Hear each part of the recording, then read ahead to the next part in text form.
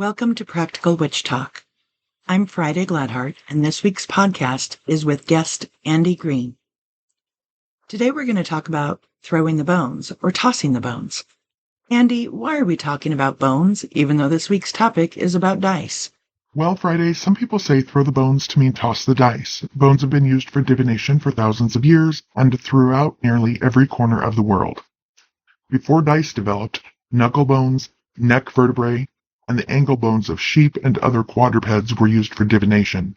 These bones have distinctive sides that were often marked or inscribed.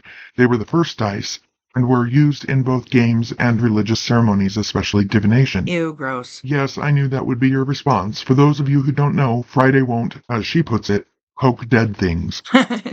Well, you won't find skulls and bones on my altar, but I do enjoy the aesthetic when I see pictures on social media of other people's altars. So not a necromancy practitioner. Ew, no. Divination by dice is called astragalomancy and sometimes cubomancy. I prefer astragalomancy. As you know, I'm a big fan of etymology, and astragalomancy comes to us from astragalus, which is an anatomical reference to the type of bones you described. It probably has the same root as osteon, meaning bone, and brings us the words that include osteo, such as osteoarthritis and other medical terms. Word nerd. Well, that and cubomancy makes me think of the Borg. Word nerd and a Trekkie. But on the subject of words, any type of divination where you are casting lots or drawing lots is a form of cleromancy. So dice, shells, bones, stones, even tarot and runes can be classified as forms of cleromancy. Pretty much any time you are selecting from a perceived random group of I have an things. interesting technique that I touched on in this week's article in the Practical Witch's Almanac. I use a 22-sided die, D-I-E, that's the singular for dice, and I use this die to roll a major arcana, or arcana, tarot card for the day. The numbers on the die correspond to the number on the major arcana card, with the exception of 22, and that I designate as the Fool card.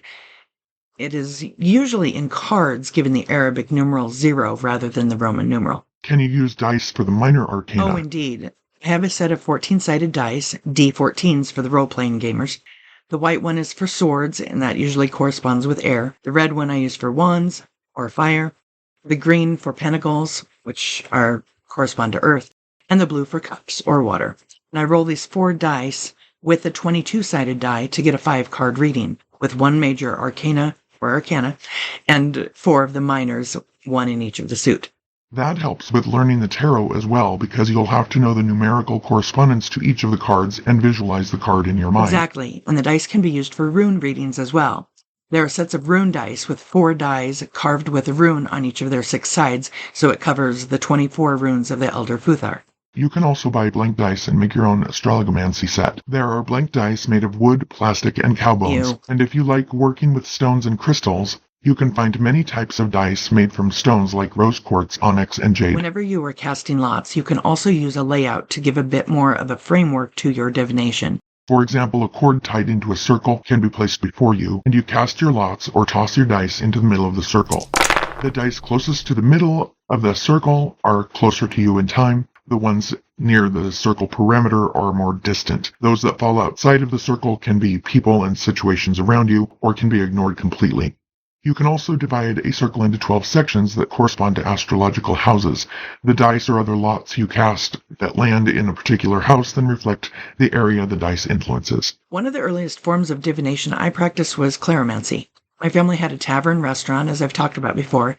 It was in the country, and I was enamored by the Crown Royal bags that we had behind the bar. I had one I kept my secret treasures in. There was a little skeleton key from an old secretary desk, a ring from a gumball machine, tiny yellow feather, and other such things. Little found objects and shiny items. After the kitchen closed for the night... child labor. Excuse me. After the kitchen closed for the night, I'd go around to the customers and have them pick something out of the bag. Then I'd tell them what it means. A key might mean that they were keeping secrets. The ring might mean they were going to get married, etc. The meaning changed for each person, so if they drew the same item, it had a different meaning. So you've always been weird. I suppose. But it was sort of a social experiment for me, too.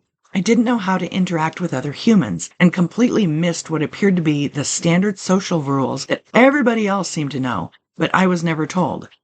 Like many young magicians, the prestidigitation type, the stage magicians, not real magic. Like a lot of young magicians, my craft was a way to engage with other people, to have a topic to break the ice so I could get to know them. My curiosity about what is considered normal human interaction has never waned. When I founded Pagan Path in 1996, I did not allow ASL. ASL was age, sex, or location checks. These were really popular through the 90s and early 2000s in chats and online forums and IRC chats. People would come into the room or come into a thread and say ASL, and then everyone was supposed to respond with how old they were and what their sex was and where they were located. And I did not want Pagan Path to be just another place to hook up with people. There were hundreds of thousands of different services doing that and so few places that were really talking about real magic and real witchcraft. So I forbid ASL.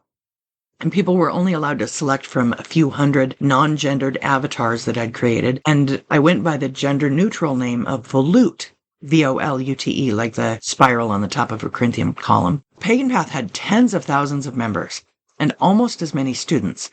We moved to the domain Witch Academy some years back to better reflect the teachings there.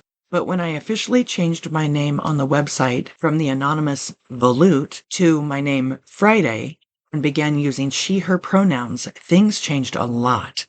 I had written extensively on a wide variety of subjects like scrying, the Gansfeld effect, the besom, herbs, gardening, etc. My work became foundational in many books, especially books on witchcraft, and even in mainstream universities. My own students were happy to interact and ask questions and discuss ideas and topics when I was Volute. As it became known that I have female parts, the attitudes in the online communities for pagans, witches, and occultists changed remarkably, especially around the year 2000 to 2008.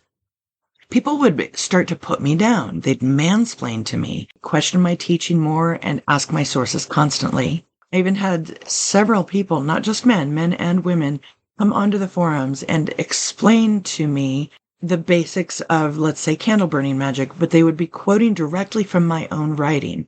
They would be explaining it back to me in my own words. It seemed like, as a female, my thoughts and ideas were not valid unless validated by others, especially other men. That was a little shocking from our witchcraft community, but it is widely understood that information presented by a man or a male voice is given more credence and authority. It is only in the past few years that the statistical numbers in polls have begun to be more in balance. I'm happy to report that even though only about 30% of podcasters present as female, 50% of the top 10 rated podcasts are by female podcasters. Things are definitely progressing, but we have a way to go. What did you think of our guest Andy Green joining us today? Andy's name is an anagram for any gender, and he was created by fiddling with the pitch and tempo of my own voice in the recording. Now, I didn't use an AI, so you may have already guessed that he and I are the same. But ask yourself, at first, did he sound more authoritative to you? Thanks for joining and enduring this little social experiment while I expand on this week's topic of dice divination. I just wanted to switch things up a bit in case you get tired of hearing my voice. Please join me next week for the Sabbath podcast about Imbolc and Bridget's Day. I won't be donning any other voices than my own. And please like and subscribe to this podcast on YouTube, iTunes, or whatever service you're using.